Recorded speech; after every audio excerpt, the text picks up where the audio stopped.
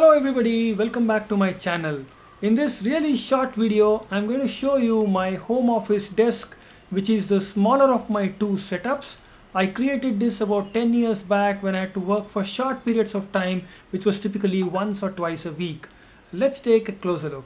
So we've got two desks, one next to the other. You'll typically get about 6 square feet of working area on each of these desks. We've also got some shelves on the left here, on the left hand side desk, and shelves on the right hand side on the right desk. And then you also have a spike buster behind each of these laptops that you see here on the desk, which can be easily accessed, and wire management is fairly easy too.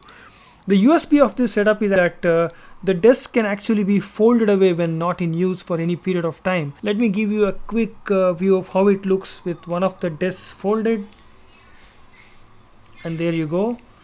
And you also have ample space to put away your laptop, which could also be slipped into a sleeve. This should give you a closer view of how the table looks when it's open. And I have a 15.6-inch laptop here, with which I still have sufficient space not only for an external keyboard but also for a full mouse pad and a mouse as well.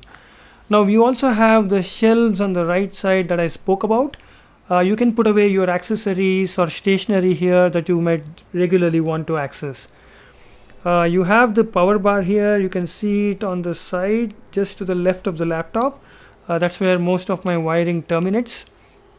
And I usually use the right hand side desk during the weekends, after which I put the laptop inside and I close the desk. The other thing about this setup is that it was fairly inexpensive to fabricate. In fact, each of these desks only cost me about 10,000 rupees to make, which also included high quality hardware and hinges and the carpentry work that I had to pay for.